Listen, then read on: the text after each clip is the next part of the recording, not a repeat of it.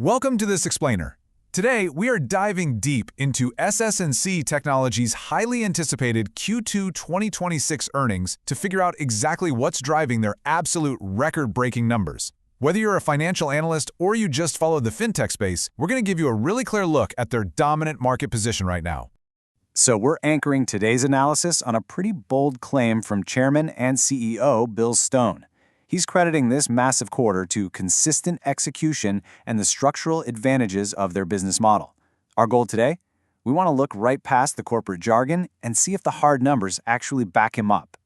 To make sense of this pretty dense financial report, we're going to group the metrics into four key areas: the growth engine, the profitability engine, the shareholder reward, and finally, the road ahead.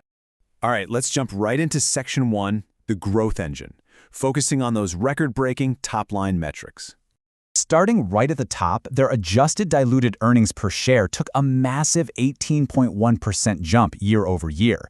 Hitting a record $1.76 for the quarter is just a tremendous indicator of rapid value creation on a per-share basis. And you know what's really fueling that EPS is a record-adjusted revenue of roughly $1.69 billion. If we compare that to this exact same time last year, that's a very strong 10.3% increase. It completely proves their top line is expanding at a really accelerated clip. But honestly, to really understand the health of a business, we've got to look past headline revenue. When you strip out all the acquisitions and foreign currency swings, their adjusted organic revenue growth still hits 7.6%. This is absolutely vital because it shows that the core underlying business has incredibly healthy internal momentum. They aren't just buying growth, they're generating it natively. So where exactly is that organic growth coming from? Well, everywhere. We're seeing near double-digit expansion across the board. The Wealth and Investment Technology segment led the charge at 9.8%, closely followed by Globop at 9.0% and GIDS at 8.9%. So this isn't just one lucky product taking off, it is systemic momentum across all their core platforms. Let's move on to Section 2, the profitability engine. We're going to break down cash flow, margins, and retention. Now, SS&C achieved a record-adjusted consolidated EBITDA of over $670.7 million, which is an 11.7% jump. But the real standout for me is their margin. They are operating at a highly efficient 39.5%. Think about that for a second. For every single dollar coming in the door, nearly 40 cents drops straight to the adjusted bottom line. And naturally, those crazy high margins translate directly into hard cash. By operating this efficiently, SS&C generated a staggering $716.4 million in operating cash flow just in the first 6 months of 2026 alone, up 11.1% from last year. It's honestly an absolute cash-generating machine. So what makes this cash flow so ridiculously reliable? It comes down to a major structural advantage: their phenomenal 96.9% revenue retention rate. Year over year, almost 97% of their revenue stays exactly where it is.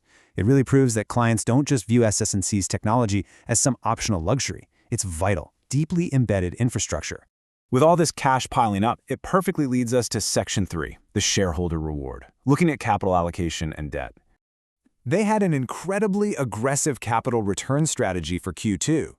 Out of nearly $500 million returned to shareholders, they allocated a massive 87% to repurchasing a record 6.4 million shares. And then the remaining 13% was paid out in common stock dividends. Management actually made a point to explicitly highlight this. Year to date, they have returned $733 million. That means 100% of their allocated capital went directly back to shareholders. That kind of aggressive strategy signals immense confidence in the long-term compounding value of their own business. But crucially, they are pulling off these massive shareholder returns without overextending themselves at all. They ended the quarter with a very comfortable net leverage ratio of 2.75 times EBITDA and a secured net leverage ratio of just 1.70 times. They clearly have the balance sheet flexibility to keep rewarding shareholders safely. All right, let's look at our final section, number 4, the road ahead, focusing on their future outlook and guidance. So, where are they heading next?